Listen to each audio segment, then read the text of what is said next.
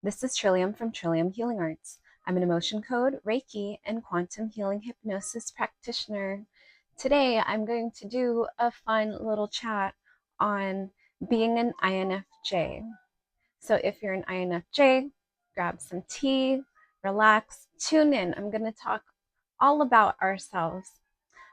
So, being an INFJ, supposedly we are one of the rarest personality types in the Myers-Briggs. And the Myers-Briggs was a system developed with 16 different personality types. We are in the category of, I believe it's mediators. We are called the advocate.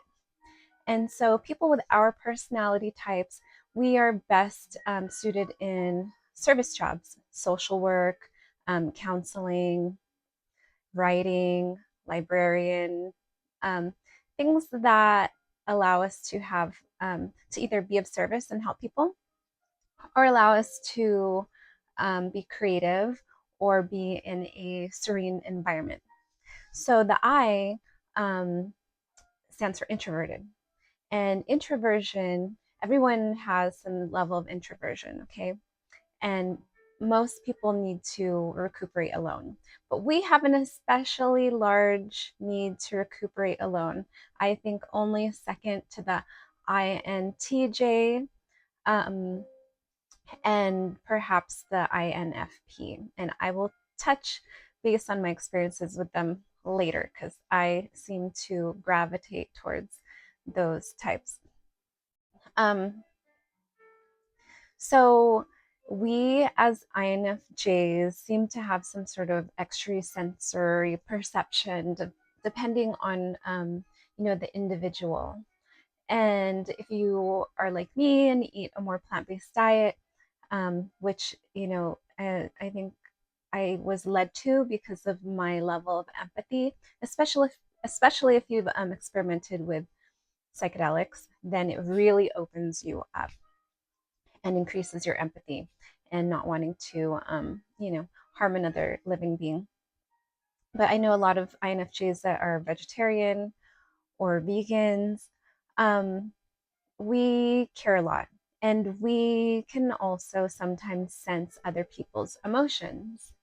So I'm also a projector according to human design, and I have an open spleen. And if you're a projector with an open spleen, that means you are also absorbing other people's sensory information. And so I don't know if it's the chicken or the egg. Some people believe that after you experience a lot of trauma, that you have holes in your energetic field and therefore can pick up a lot of information, or you become hyper vigilant if you had an unstable upbringing and you're always scanning and detecting for danger. And so these can be very beneficial things and almost give us like a psychic insight.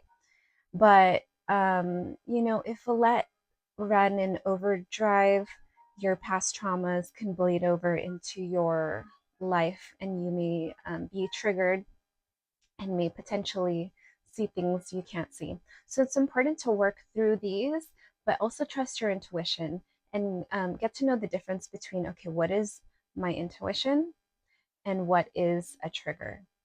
And that helped me a lot. It's a very long journey. So be patient with yourself and be gentle with yourself. Now, INFJs can be prone to perfectionism. They want things to be just right. And so something that was helpful for me that, I have a very high standard of quality that I like things to be done to. And versus this is like I had to find that happy medium. I had a coworker, or I've known several Aries, and my rising is in Aries, but sometimes I've been triggered in the past. They want to like do things fast, rush, get it done.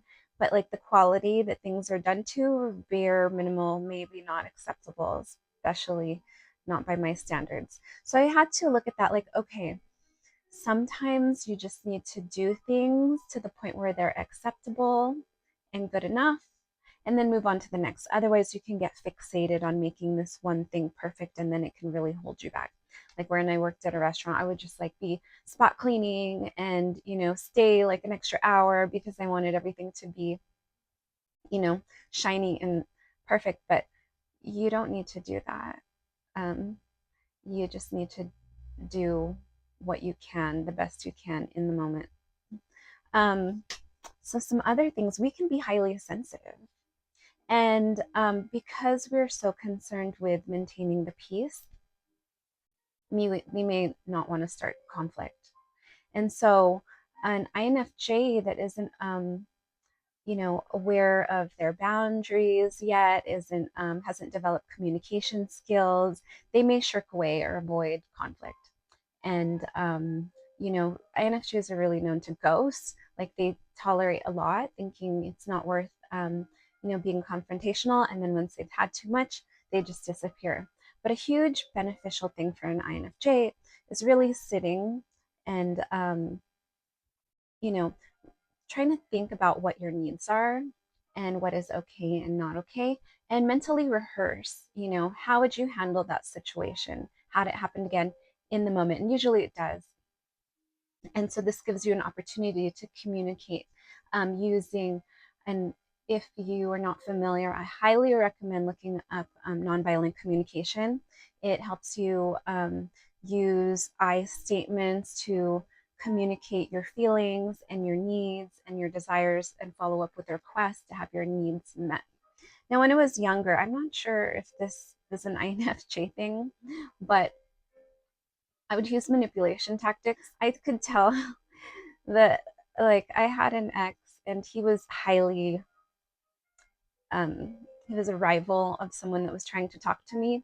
And to make him act right, I would praise the other person, like, oh, blah blah blah, it's just, so great at this or that, to raise, a fire, see if I could like put a fire in his belly. But that is not correct. That is not the most beneficial thing to do. That's manipulative, and that is not, or it's just, yeah, there's better ways to do it rather than just, so for instance, if I were to go back in time, I would find something that they do really well that I really admire, that's a strength of them, and I would be like, oh, I just think it's so wonderful how you blah blah blah, praise sandwich, okay, and then bring up the thing in which you'd like a change in action. Like, I would really love it if you could also blank, and then, and then follow up again with that praise sandwich, just praising them for good behavior. So you'll get these positive responses and emotions, praising them for what they did. And then if they like you, they're going to want more of that. Typically, they want love, they want validation, they want attention. And so everybody wins. If, you know, if you want something, there's different ways to go about it than pitting, adversaries against each other and starting a war. Seems like Cleopatra stuff. Um, so, okay, besides, managing our oversensitivity, when somebody criticizes us, it's really important for us to reframe these criticisms as opportunities for growth. Instead of looking at them as attacks, look at them as ways we can improve and become better, and as lessons. Because as INFJs, I feel like a lot of us are very curious, and we're on a path of constant self mastery, constant inquiry, learning, wanting to improve ourselves, wanting to be the best versions of ourselves. Um, and so, just a little mental shift in conflict. Now, I personally, our puzzle piece type is ENTP, and they are like the lawyers, they are the debaters. I'm going to go into that in depth soon, towards the end. So, yes, stay tuned. But I'm going to have to pause the video right now and I will restart it in a second. And I'm back. I had a little sip of my matcha and restarted the video. Okay, so some other challenges and points of INFJ we can be so idealistic. I have so many lofty values. We are value driven. That's probably one of the most important things to us. Like our word, following through, being in alignment, our principles. We definitely are the types to like champion causes. So, this can be very beneficial, but, you know, kind of like it can be also negative to the extreme. So, with our lofty values, it's important to put our energy and our intention into seeking like minded people, networking with people that share our interests, as such as joining groups for advocacy or activism or making an impact, volunteering, stuff like that. But if we have so many lofty values, often, it's very likely that reality is not going to meet our expectations, and that can cause disappointment. So, for instance, dating, and I'm going to go into a whole dating segment at the very end. We might have this long list of our ideal partner. And for me, that would be like, intelligent and healthy and, vegan slash raw vegan and successful and caring and empathetic and sensitive. And, you know, the list goes on. I haven't honestly met too many people like that. And so I've either had to settle on one or the other. Either they're not aligned with me, like they eat meat, or if they are vegan, like my uh, requirements for like looks or other things kind of go down. So it's like at this point, I'm very comfortable with, and just to let you know, INFJ is the most single type of all of the Myers-Briggs. They're the most likely to stay single. And I'm okay with that. That gives me more energy to focus on my many varied interests. And INFJs have such a rich inner world. We are so curious and we can just like research and fantasize and think about other things. So I'm very comfortable just being alone because I never get bored. And I think, I'd rather be alone and in my own company, which I love, than annoyed with somebody. And I find a lot of types overwhelming and annoying. Another point to bring up, INFJs can settle from a lot of overwhelm because of our sensory, our ability to take in, a lot of input. And in my earlier years as an empath, and I'll make videos on being an empath, I dulled my sensitivities down with drinking or like substances, um, and or when I do go out, I'm do not like the small talk. I don't go to the bar. I stand right by the speaker and I just love to like feel the bass and let it recharge me and dance. And that's really feels really good for me. INFJs hate small talk. We don't want to hear about whoever the latest pop star is or whatever celebrity gossip or, what the latest shoes are. That absolutely will bore us. And so I've tried to talk to someone before that was in the entertainment industry. And yeah, whenever I tried to go into like deep psychological or philosophical things, they would just look at me like I'm an alien. And so we're kind of aliens and just, no, like keep those people like friends. That's fine. They can talk about their Avril Lavigne or Beyonce or whatever they're into. And seek out those people that you deeply resonate with, which you can have conversations with.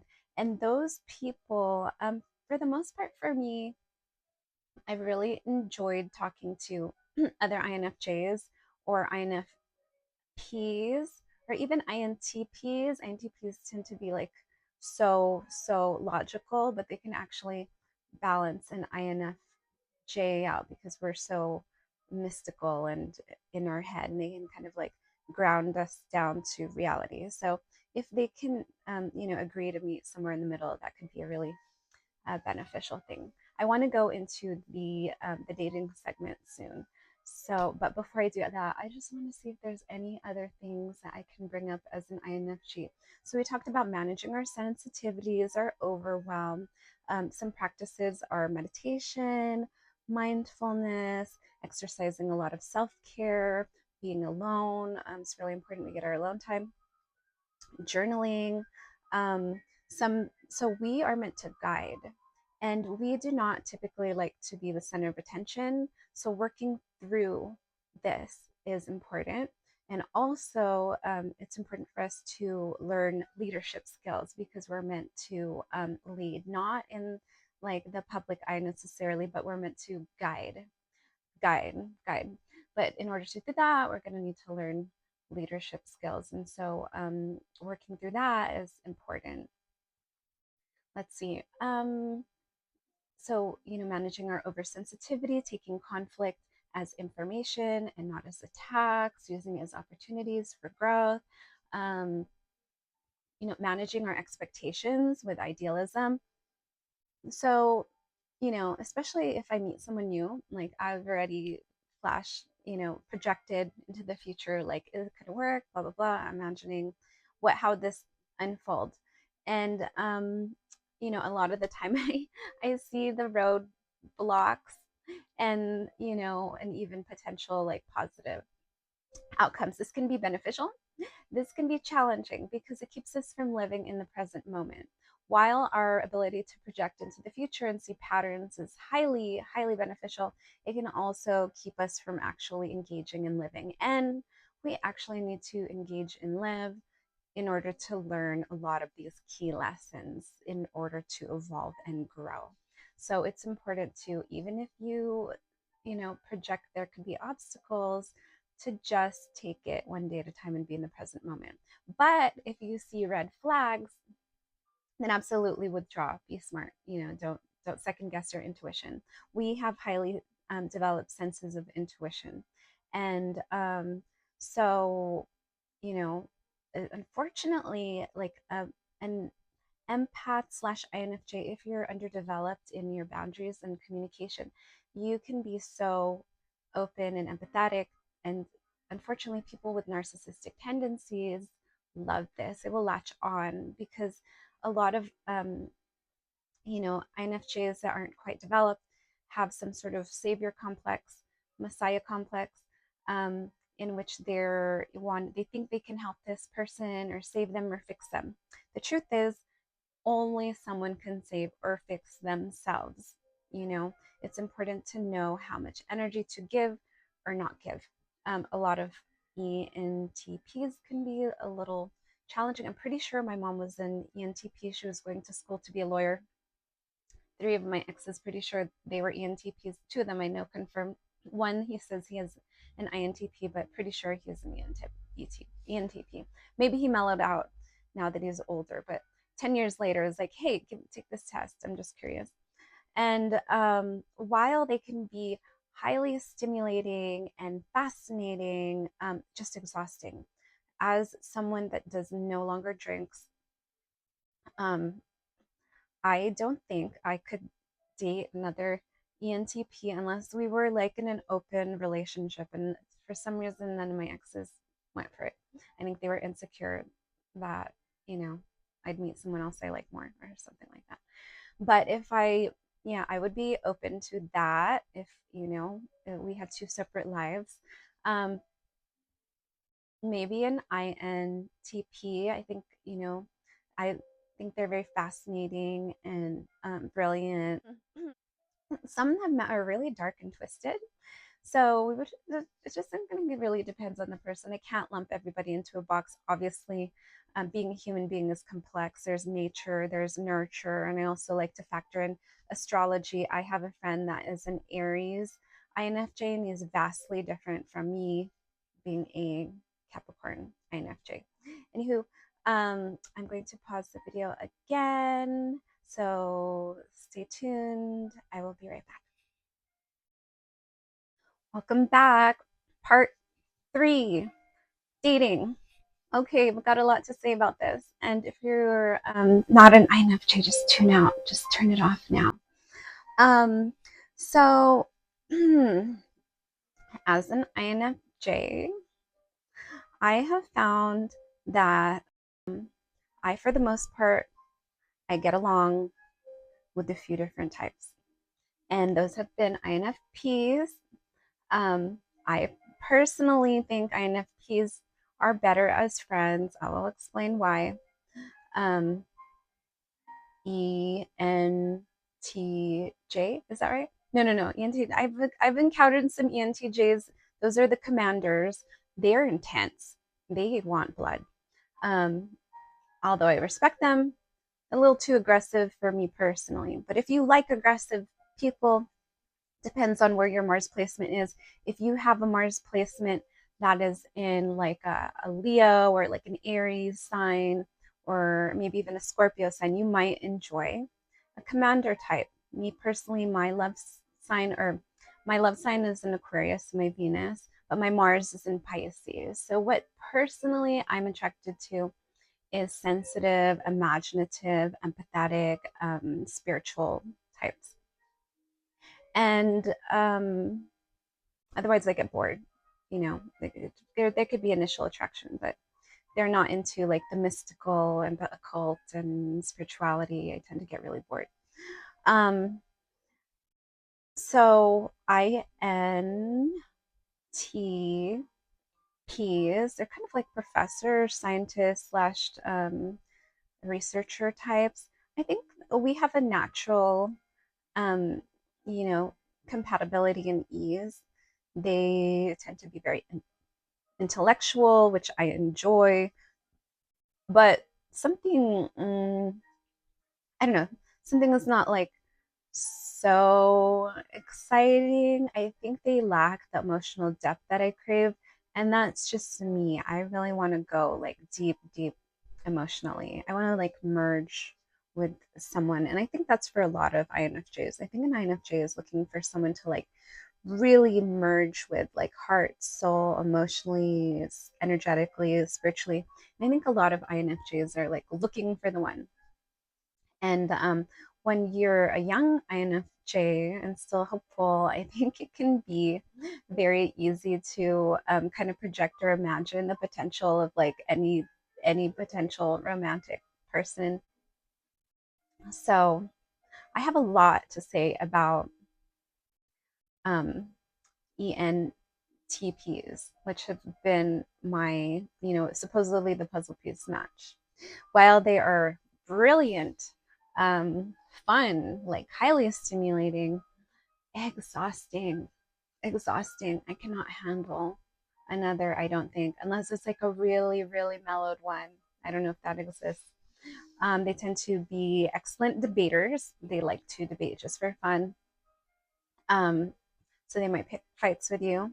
So it's good to develop, you know, a different mindset as to, you know, debating and conflict.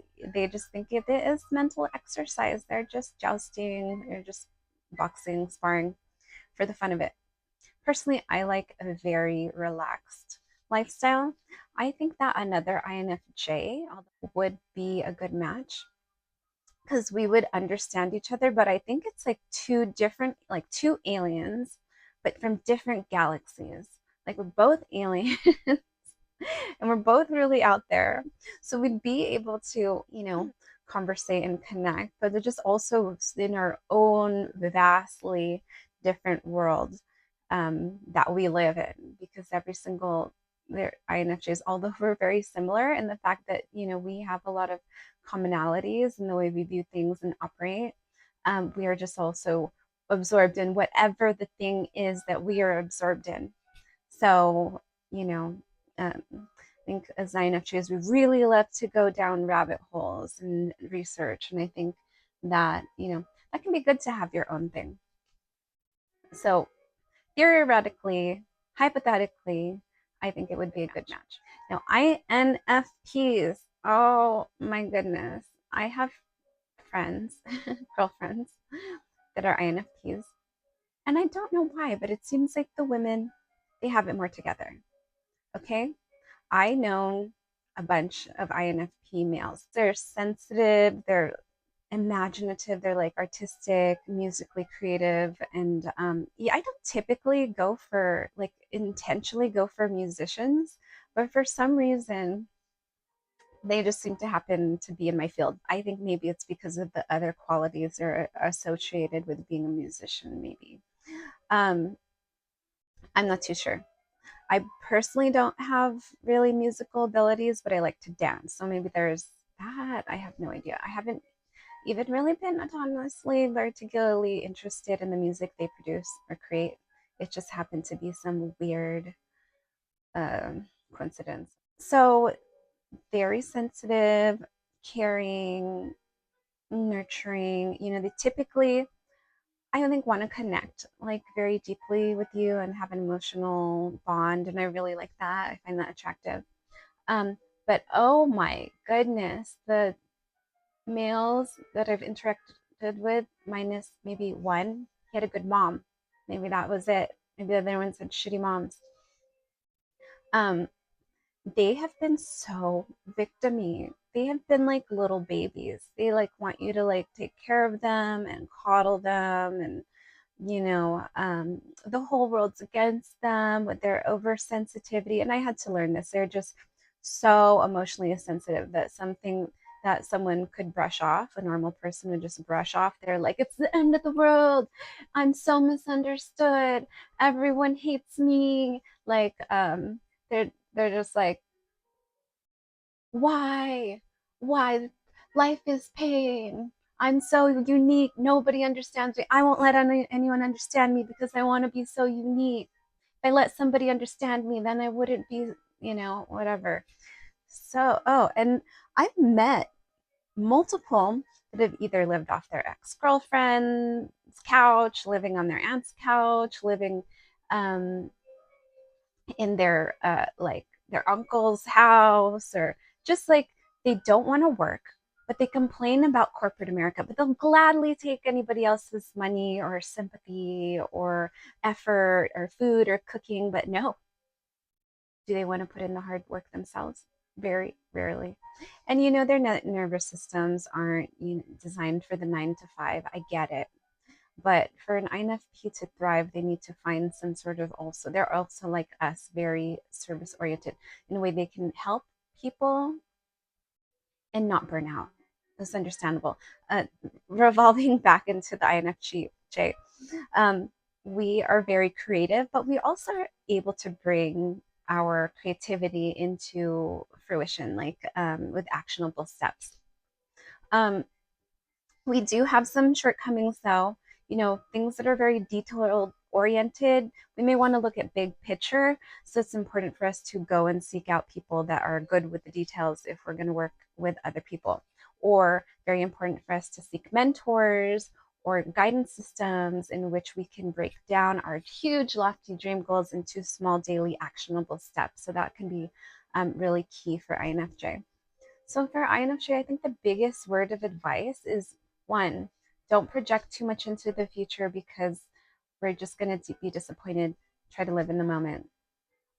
Two, find someone you have an intellectual, emotional connection with.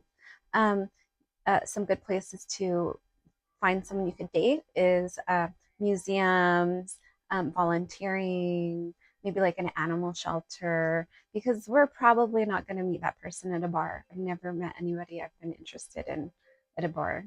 Maybe once, but they like lived in another state and we just like crossed and it was just like an instant connection, and but bye bye. Like they thought I was trying to like trick them.